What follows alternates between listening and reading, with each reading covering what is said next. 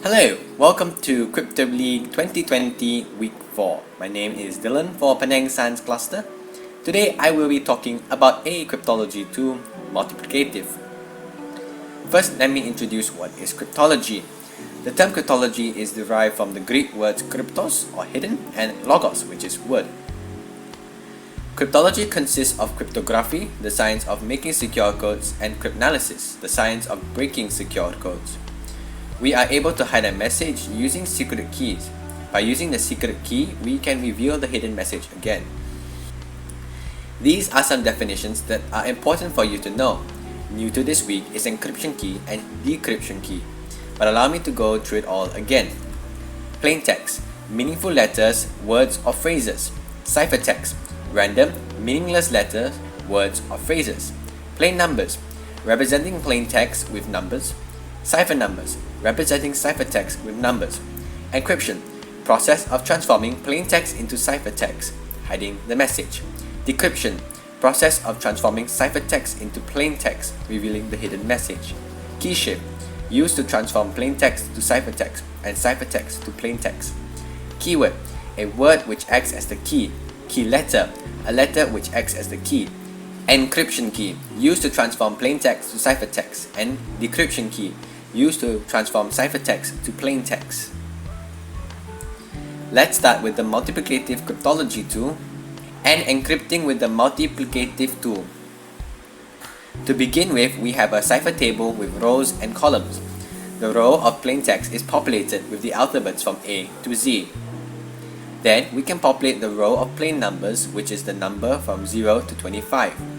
The reason why we have a 0 in front of our single digit numbers is simply because we are trying to make the table easier to understand. So if, for example, you put 6 without a 0 in front of it in the table, it's technically correct too. Next, we need an encryption key. A good encryption key is a number between 1 and 25, a number that has no common factors with 26. Why 26?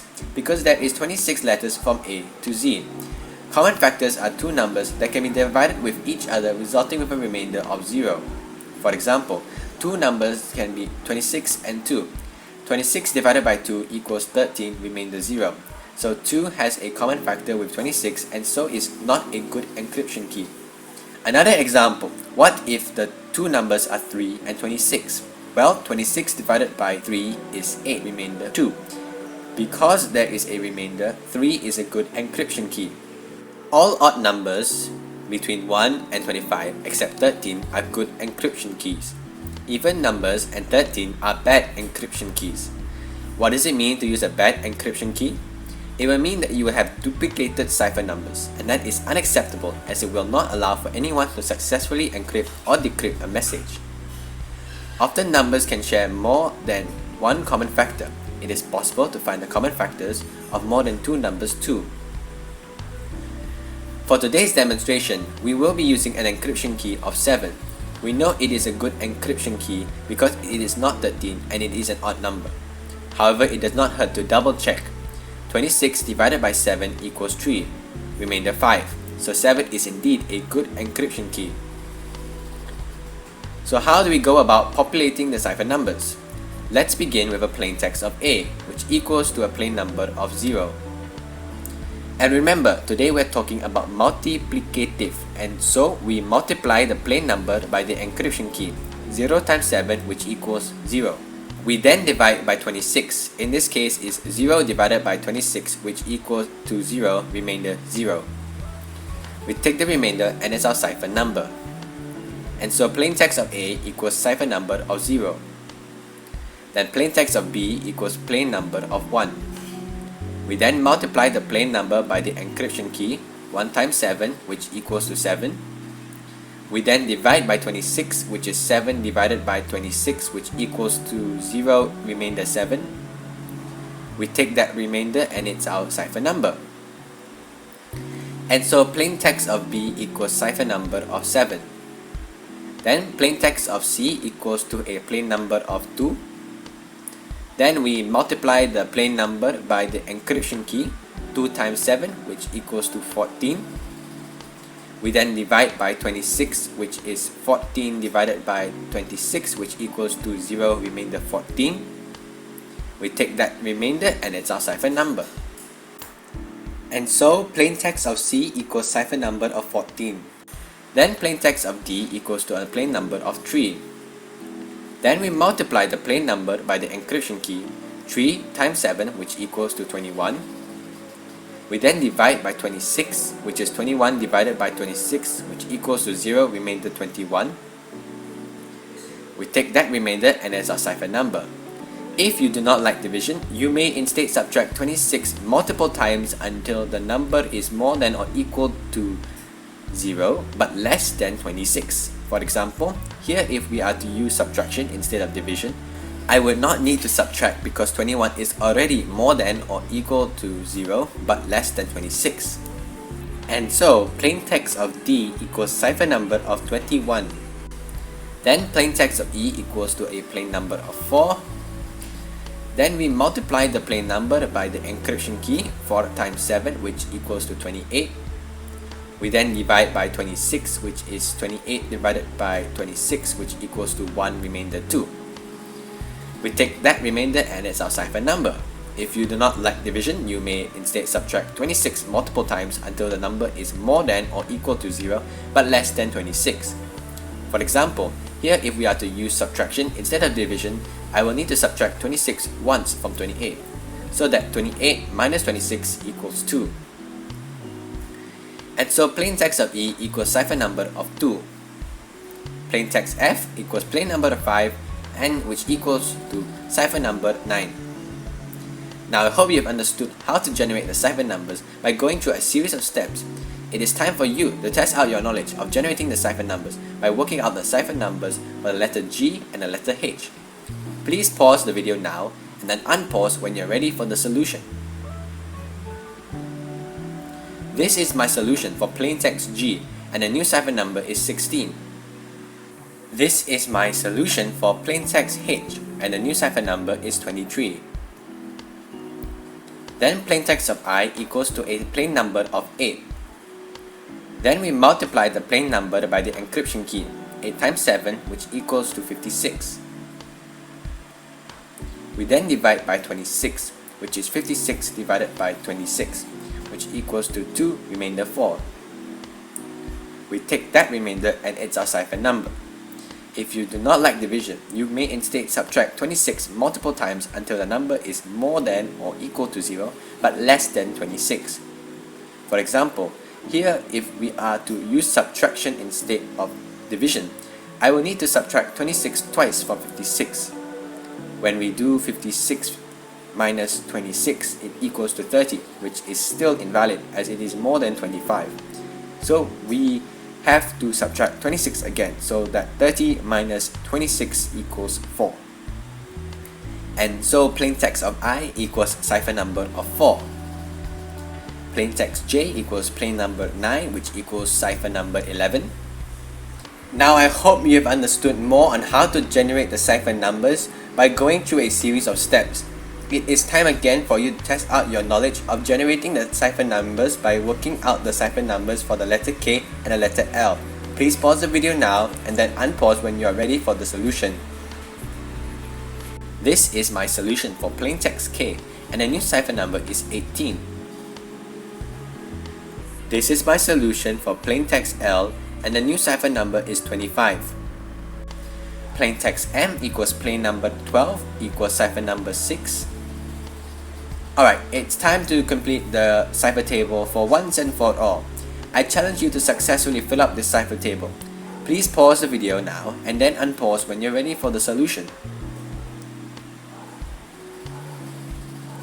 Here is the table completed, and it's at this point where we can triple check confirm if our key is a good key or a bad key.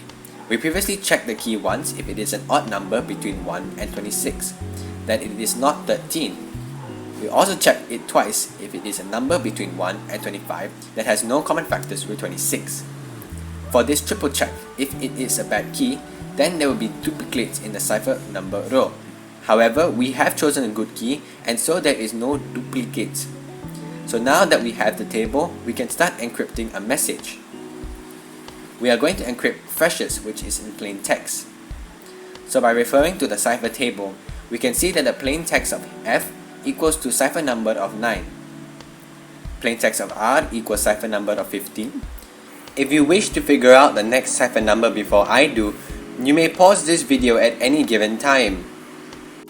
Plain text of E equals cipher number of 2. Plain text of S equals cipher number of 22. Plain text of H equals cipher number of 23. Plain text of E equals cipher number of 2. Plain text of S equals cipher number of 22. Plain text of T equals to cipher number of 3. Freshes is our plain text and we have encrypted it. We have hidden a message to become an encrypted coded message, which is our cipher numbers, which in this case is 9, 15, 2, 22, 23, 2, 22, 3. Now let's move on to decrypting with multiplicative tool. To begin with, we have a cipher table with rows and columns. The row of plain text is populated with the alphabets from A to Z. Then we can populate the row of plain numbers, which is the numbers from 0 to 25.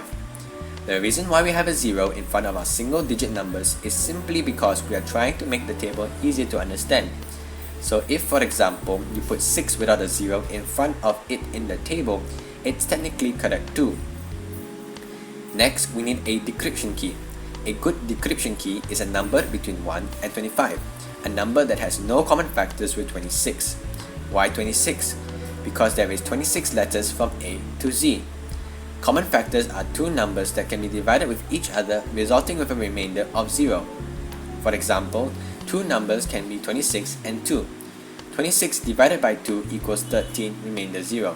So 2 has a common factor with 26, and so is not a good decryption key. Another example, what if the two numbers are 3 and 26? Well, 26 divided by 3 is 8, remainder 2. Because there is a remainder, 3 is a good decryption key. In fact, all odd numbers between 1 and 25 except 13 are good decryption keys. Even numbers and 13 are bad decryption keys. What does it mean to use a bad decryption key? It will mean that you will have duplicated cipher numbers, and that is unacceptable, as it will not allow for anyone to successfully encrypt or decrypt a message. Often numbers can share more than one common factor. It is possible to find a common factor of more than two numbers too. For today's demonstration, we will be using a decryption key of 9. We know it is a good decryption key because it is not 13 and it is an odd number. However, it does not hurt to double check. 26 divided by 9 equals 2 remainder 8. So 9 is indeed a good decryption key. So far, what I have mentioned is similar with encrypting.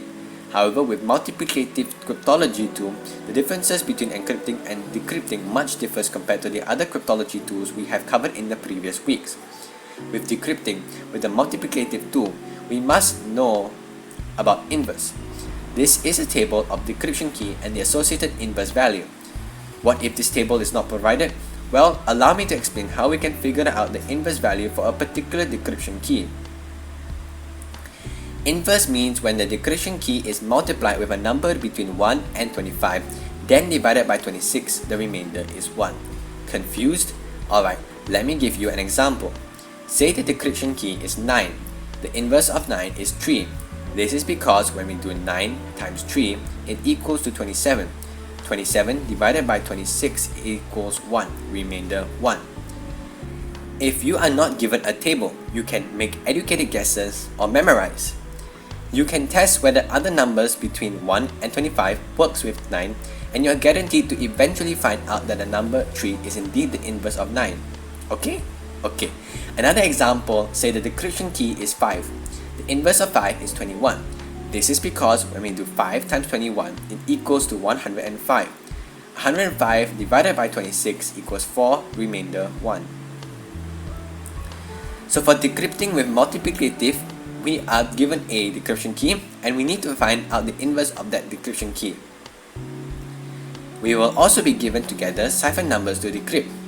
Now you may have noticed that the cipher table cipher numbers are still blank. This is because we will be populating those blank spaces as we go along decrypting this message.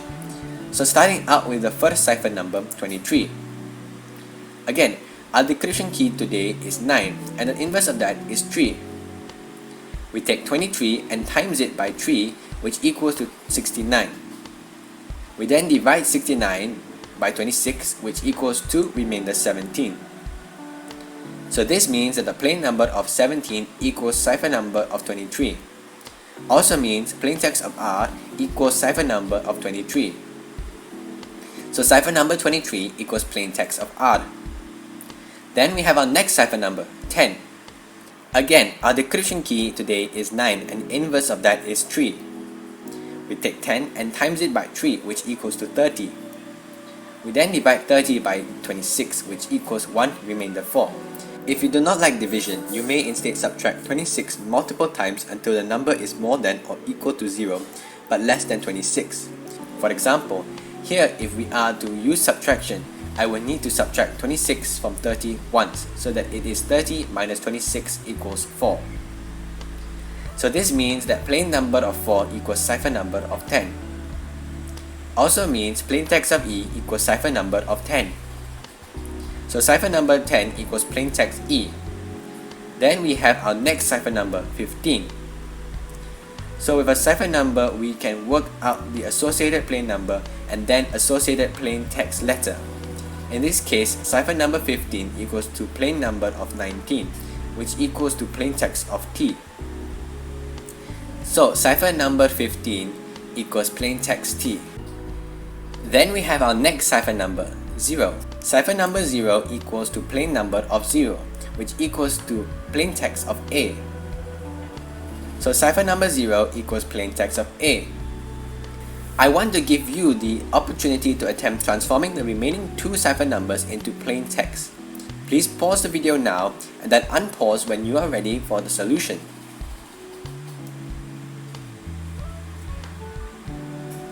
This is my solution for cipher number 20. And this is my solution for cipher number 21. And so cipher number 20 equals plaintext of I, and cipher number 21 equals plaintext of L. As you can see, we have decrypted the message, yet our cipher table still has empty spaces. This is because we only need to generate the cipher numbers that we are to use. And at last, 23, 10, 15, 0, 20, 21 is our cipher numbers, and we have decrypted it.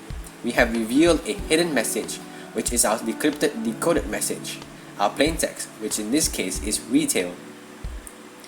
We hope you've understood the cryptology tool we discussed in this video, which is Multiplicative. Crypto League 2020 is happening till January 2021.